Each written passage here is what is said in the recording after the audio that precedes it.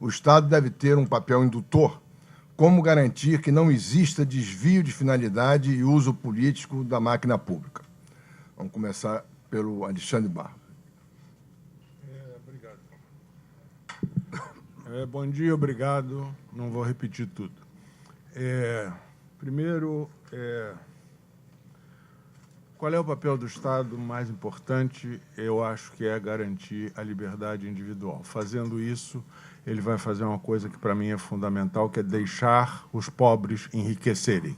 Não é fazer os pobres enriquecerem, é deixar que os pobres enriqueçam. Porque o Estado brasileiro não é como é à toa. Ele é como é porque tem muita gente que quer que ele seja assim. Eu acho que a ideia que ele possa, eventualmente, induzir desenvolvimento pode ser aceitável, mas ela é muito dificilmente implementável. Primeiro porque o Estado acaba tendo um poder monumental. E, primeiro, ele comete grandes erros, os erros dele, em geral, não são pequenos,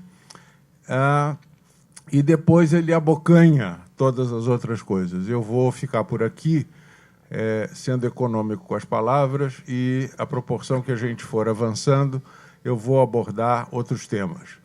Mas eu queria só citar um exemplozinho pequeno do Estado que eu não quero. Eu não quero esse Estado aqui. Para quem nunca viu isso aqui, isso é um Benjamin moderno que adapta tomadas praticamente universais, machos praticamente tomadas universais, ao que encaixa nas tomadas brasileiras. Isso é uma obra do Estado brasileiro tão meritória quanto aquela tomada de 4 pontos que a Telebrás criou para evitar que os Estados Unidos tomassem o Brasil através da tomada RJ-11. Eu, que sou ambientalista, me dei a pachorra de um dia pesar. A RJ-11 pesa 23 vezes menos do que a tomada da Telebrás. E agora isso é a novidade. De brincadeira, 50 milhões de lares brasileiros tendo um eletrodoméstico, alguém ganhou dinheiro em 50 milhões de pecinhas dessas, mais outras que vão ganhar. Então, ele não é assim por acaso, ele é assim porque interessa a muita gente. O crescimento da máquina pública pode comprometer sua eficácia, sua eficiência? O Estado não deveria eleger áreas prioritárias e se abster de atuar em áreas que podem ser atendidas pela iniciativa privada? Bom, o problema disso aí é que a gente puxa uma pontinha de que a gente acha que é um novelo e tem 200 linhas embaraçadas aí por baixo que vão saindo. Quanto à questão da eficiência do Estado e do crescimento da máquina pública, tem um cientista político alemão que viveu no início do século XX, mas diz coisas muito atuais, chamado Robert Michels. Ele escreveu um livro chamado Political Parties, analisando a estrutura e funcionamento dos partidos políticos alemães socialistas daquela época. E ele chegou à conclusão seguinte: toda burocracia se perpetua a si mesma, aumenta, puxa funções e usurpa funções de outros. Chamou-se popularmente de a lei de ferro da oligarquia.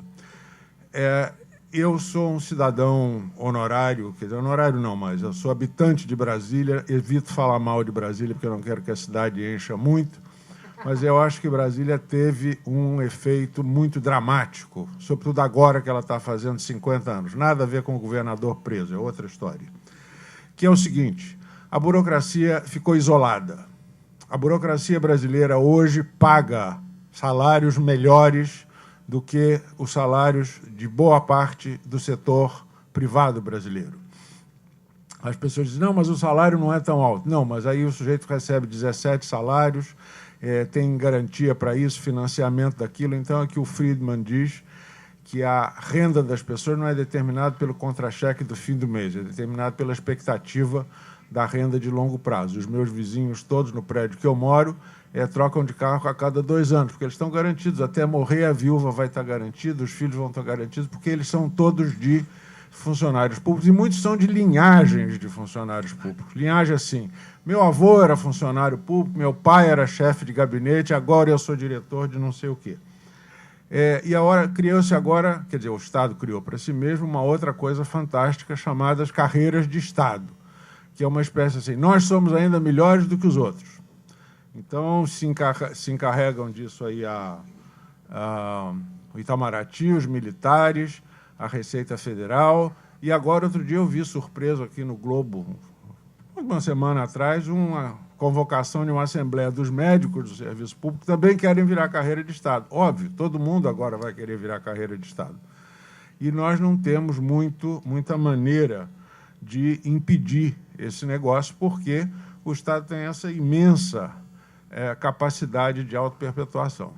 A questão das agências regulatórias, o Eduardo disse que elas foram desvirtuadas, eu acredito que elas já nasceram sem virtude. Não foi no Brasil.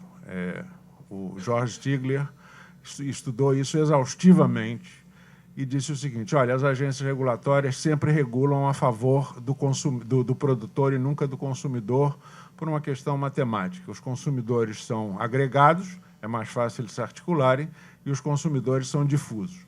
Então, elas vão mesmo cair sempre na mão dos outros. Perdão. Vão cair sempre na mão dos produtores. E eu sempre digo às pessoas, quando apresentarem uma queixa no 0800 de alguma agência regulatória, eu digo assim, anota o número. Diz, faz o quê? Eu digo, joga na Mega Sena que você tem mais chance de ganhar do que aconteça alguma coisa.